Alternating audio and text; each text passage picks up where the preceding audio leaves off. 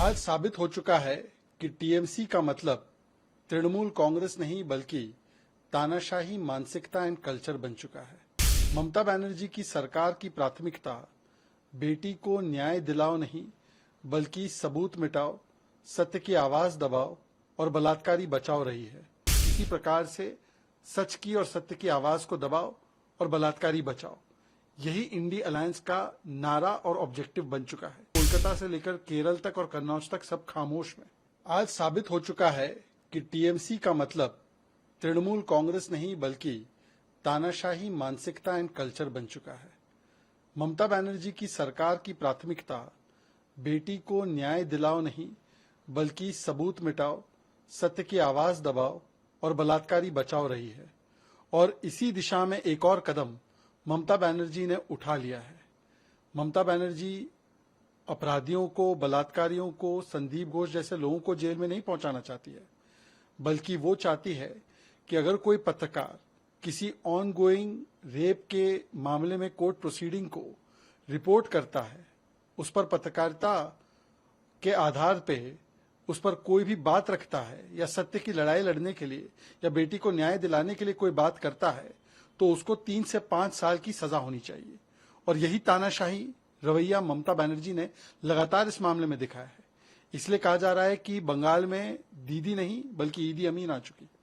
पहले football match cancel कर देना, कभी डॉक्टर्स को तालिबानी फतवा ट्रांसफर ऑर्डर दे देना, उसको फिर हटा देना, फिर उसके बाद जिस प्रकार से कोलकाता पुलिस ने नागरिकों को, अन्य लोगों को लगातार परेशान करने के लिए नोटिस थमा दिए, और फिर तृणमूल कांग्रेस के नेताओं ने लगातार प्रदर्शनकारियों को धमकियां दी।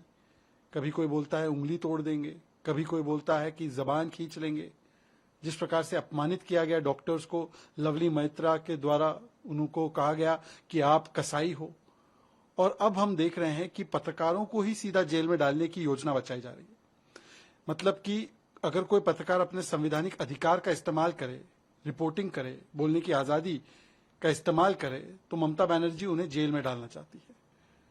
जिस पश्चिम बंगाल में रविंद्रनाथ टैगोर जी की बात होती है कि मस्तिष्क जो है वो ऊंचा रहेगा और मन भयमुक्त रहेगा, अब तो केवल अपराधी भयमुक्त रह सकते हैं और पत्रकारों को अपनी कलम और अपना मस्तिष्क ऊंचा करने का कोई अधिकार नहीं बचा।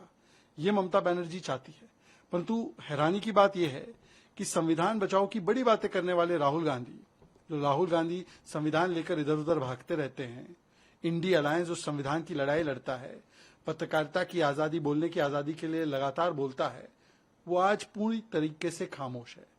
क्या वो इस प्रकार के प्रावधान के पक्ष में है? और हमने देखा है ना कि किस प्रकार से चाहे कोलकाता हो, चाहे कन्नौज हो, चाहे केरल हो, बेटियों के साथ लगातार अन्याय होता है, महिलाओं के साथ अन्याय होता है, परंतु उस पर कोई बात लड़की हूं, लड़ सकती हूं कहने वाली ब्रिगेड का नहीं आता। केवल और केवल किसी प्रकार से सच की और सत्य की आवाज को दबाओ और बलात्कारी बचाओ, यही इंडी अलायंस का नारा और ऑब्जेक्टिव बन चुका है। इसलिए कोलकाता से लेकर केरल तक और कन्नौज तक सब खामोश में।